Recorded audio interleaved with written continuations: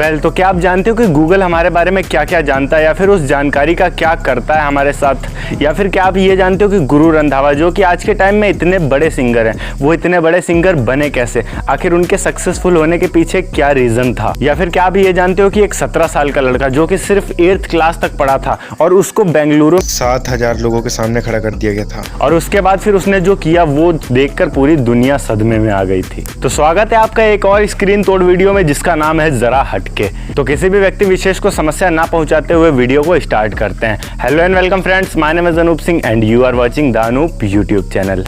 चलिए फिर हेवन चे। नंबर 1 AI मतलब कि आर्टिफिशियल इंटेलिजेंस। आर्टिफिशियल इंटेलिजेंस एक ऐसी चीज़ है जो आपसे बात करती है, जैसे कि आपका गूगल असिस्टेंट। आर्टिफिशियल इंटेलिजेंस का मतलब सिर्फ रोबोट्स ही नहीं होते। आर्टिफिशियल इंटेलिजेंस आज के टाइम में हर इंसान के मोबाइल में आपको मिल जाएगा, जैसे कि मेरे भी मोबाइल में मौजूद है गूगल असिस्टेंट। इसको जब आप एक्टिव करोगे तो आप इससे बातें कर सकते हो, बहुत सारी चीज़ें इसके साथ कर सकते हो। पर क्या आप जानते हो कि जब आप गूगल असिस्टेंट को एक्टिव नहीं भी रखते हो फिर भी ये ऑन रहता है। इतना ही नहीं, और ज़्यादा सुनो, आप जो चैट करते हो अपने फ़ोन में व्हाट्सएप पर या फेसबुक पर या फिर किसी भी ऐसी एप्लीकेशन से जो आपके फ़ोन में है और उससे आप चैटिंग करते हो, वो सारी डिटेल, आपने क्या क्या चैटिंग की वो सारी डिटेल, आपने कॉल पे किससे बात किया वो सारी डिटेल, आपने एक दिन में कितनी वेबसाइट्स को विजिट किया वो सारी डिटेल, आप एक दिन में अपने घर में कहाँ कहाँ या फिर अपने एरिया में अपने शहर में कहाँ कहाँ किस किस लोकेशन पे गए हो वो सारी डिटेल, एक एक चीज़ गूगल के पास होती है। कल को अगर आप कुछ क्राइम करते हो तो सरकार गूगल से ये सारी इन्फॉर्मेशन ले सकती है, आपकी निकलवा सकती है बहुत ही ज़्यादा आसानी से। और उसके बाद गूगल इस इन्फॉर्मेशन को कई सारे एडवर्टाइजमेंट वाली कंपनी को बेचता है आपके चैट्स के अनुसार से, कि आपने अगर किसी से बात की है कि मैं ये चीज़ लेना चाहता हूँ या ये चीज़ खरीदना चाहता हूँ, तो वो गूगल जो है उसी टाइप के एडवर्टाइजमेंट वाली कंपनियों को आपके बारे में बताएगा और आपके फ़ोन में उसी टाइप के एडवर्टाइजमेंट आने लगेंगे। मतलब कि आप सीधा सीधा ये बोल सकते हो कि गूगल हमारी इन्फॉर्मेशन को कंपनियों को बेचता है ताकि उनके सामान की बिक्री हो सके हमारे थ्रू। वैसे गूगल इस इंफॉर्मेशन को कभी गलत हाथों में तो नहीं देता है, पर हमारी प्राइवेसी इतनी सी भी नहीं रह जाती है, मतलब प्राइवेसी के चिथड़े उड़ जाते हैं, आप ऐसा कह सकते हो। इसीलिए जो प्रोफेशनल लोग होते हैं, ज़्यादा बड़े लोग होते हैं, जिनके पास उनकी इन्फॉर्मेशन या फिर प्राइवेसी इंपॉर्टेंट होती है, आईफोन यूज करते हैं। नंबर 2, क्या आप जानते हो कि एक 16 से 17 साल के लड़के की दिमाग की क्षमता या फिर दिमाग की पावर कितनी होती है? इनसे मिलिए। इनका नाम है मुनि पद्मा प्रबंध्र सागर। एक बार बेंगलुरु में बिजनेसमैन के सेशन हुए थे, वहाँ करीब 7,000 लोग प्रोफेशनल बिजनेसमैन सारे आए हुए थे और इनको वहाँ पर बुलाया गया था। इनको 7,000 प्रोफेशनल लोगों के सामने खड़ा कर दिया गया था। उससे पहले ये कभी भी ऐसे प्रोफेशनल लोगों के सामने खड़े नहीं हुए थे, पर उस दिन इनको प्रोफेशनल लोगों के सामने, वो भी 7,000 प्रोफेशनल लोगों के सामने अकेले बंदे को खड़ा कर दिया गया था और सबसे बोला गया था कि आप अलग अलग टॉपिक पर कोई भी सवाल इनसे पूछ सकते हो।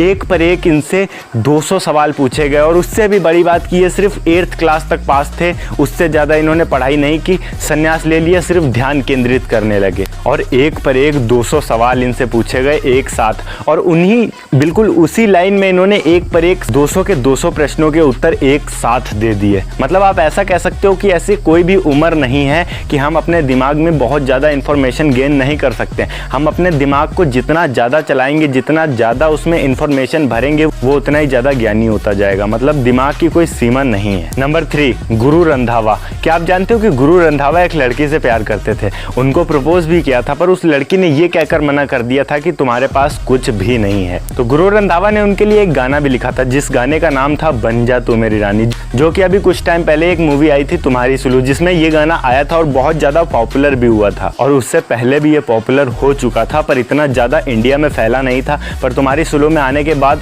और भी ज़्यादा फैल गया। और बाद में जब ये अब सक्सेसफुल हो गए तो एक बार उस लड़की का फिर से कॉल आया और बोला मैं वही बोल रही हूँ। गुरु ने कहा कौन? बोली फिर से मैं वही बोल रही हूँ। पर गुरु रंधावा ने बोला पर मैं अब वो नहीं बोल रहा।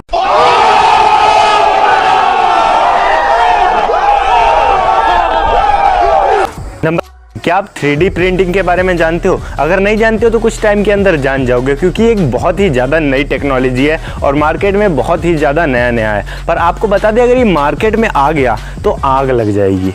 नहीं, अब ये पेट्रोल लेके नहीं आ रहा है, मतलब कि एक अलग ही आग लग जाएगी। मतलब जैसे कि फोटोकॉपी होती है, ये बिल्कुल सेम उसी तरह किसी भी चीज की फोटोकॉपी कर सकता है, पर 3D में भी। मतलब आप अगर उसके नीचे एक इतना बड़ा का आम रख देते हो तो सेम ये उसी तरह का प्लास्टिक का आम बना देगा। एंड सबसे मेन चीज ये है कि अब तक इसमें कई सारी चीजें बन भी चुकी हैं, जिसमें से हवाई जहाज के पार्ट्स से लेके ह्यूमन बॉडी पार्ट्स तक भी शामिल है। मतलब अगर किसी की हड्डी फ्रैक्चर हो जाती है और वो नहीं मिल पाती है कहीं पे, तो इससे बनाया जा सकता है और उसके बाद वो हड्डी उस इंसान के डाला जा सकता है। कितनी ज्यादा अमेजिंग रहेगी ना जब मार्केट में ये आम हो जाएगा। लोग अपना खुद का पुतला बनवाया करेंगे, फिर खड़े होके घर में ही बना लिया करेंगे। ओके गाइस, इसी तरह जरा हटके के और भी एपिसोड्स आते रहेंगे, पर उसके लिए आपको चैनल को सब्सक्राइब करना पड़ेगा। तो अगर वीडियो अच्छी लगी हो तो चैनल को सब्सक्राइब करना, और हाँ, साथ में आने वाले बेल आइकन को भी प्रेस कर देना, ताकि आपको हर वीडियो की नोटिफिकेशन मिल सके सबसे पहले।